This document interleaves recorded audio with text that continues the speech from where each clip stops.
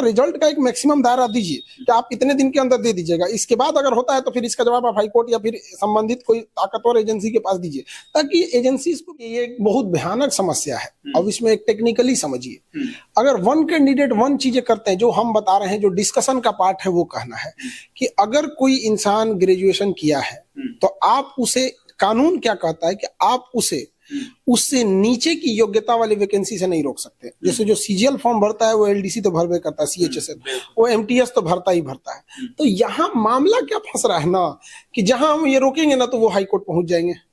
और कोर्ट कानून का वो अलग हिसाब होता है कि कानून अंधा होता है, व्यवहारिकता से क्या मतलब, वो लीगल है कि नहीं है। तो ये जो मामला अटका हुआ है ना, वन कैंडिडेट वन, इससे ज्यादा स्टूडेंट से ज्यादा परेशान है डिपार्टमेंट वैकेंसी निकाल दी और वन कैंडिडेट, एक कैंडिडेट का 3 जगह हो गया, 2 ठो को छोड़ देगा। ऐसे करते करते वैकेंसी रहेगी 50,000 की, अब फाइनल सिलेक्शन होगा 40,000 का। अब वो 10,000 के लिए गवर्नमेंट क्या करेगी, फिर बैकलॉग लगा के रखेगी, नेक्स्ट वैकेंसी में उसे मैच करके निकालेगी बच्चे के लिए। तो ज्यादा परेशान वो लोग भी हैं।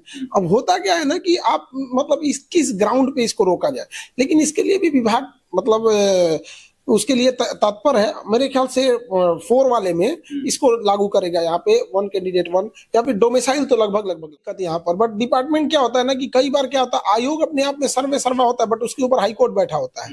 अब आप ग्रेजुएशन वाले को 10th वाले से कैसे रोक सकते हैं? अगर कोई 9th 10th में एलिजिबल है, ऑब्वियस बात है 5-6 में लेवल हो जाता है वहां पे। तो इसका ये है, बैकलॉग वाले को जोड़ के थोड़ी सी प्रक्रिया को फास्ट कराया जाएगा ताकि इसमें और सहूलियत आएगा। यहाँ पे डोमिसाइल वाले में तो पॉजिटिव निर्णय लिया गया। इसके 2 पहलू हैं। एक तो आप बिहारी बन के सोचिएगा तो आप ये लगेगा कि बाहर के कैंडिडेट को क्यों यहाँ लाया जाए। बट अगर आप एक शिक्षा के हिसाब से सोचिएगा, जो डिपार्टमेंट का कहना है, और जरा आप सोच के देखिए कि ये तो नौकरी नहीं है, ये शिक्षक की बात है। यदि कोई योग्य शिक्षक है और वो महाराष्ट्र में बैठा है तो बिहार के बच्चों के लिए तो भला होगा कि वो महाराष्ट्र का है, यहाँ करे। लेकिन इसकी एक लिमिट, एक मैक्सिमम लिमिट होनी चाहिए यहाँ पर, ताकि वो मतलब अच्छे वहां की बुद्धि भी यहाँ चल के आए, और एक वो भी लगे कि नहीं, यहाँ का जो शिक्षक है यहाँ के लोगों की मेंटेलिटी समझेगा, भाषा समझेगा, पैटर्न को समझ पाएगा।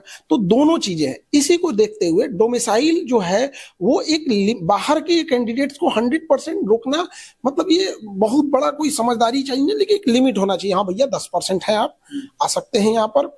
झारखंड बिहार को अलग हुए ज्यादा दिन का समय नहीं हुआ, लेकिन झारखंड में भी डोमिसाइल ये चीजें है तो होता है। लेकिन ये जो है ना विदाउट लिमिट, ये ठीक नहीं। 100% मना कर देंगे तो आप देखिएगा पूरी इंडिया में बिहार के विद्यार्थी हर जगह मिलेंगे। आप उड़ीसा के किसी डिपार्टमेंट में चले जाइए, हर जगह मिलेंगे।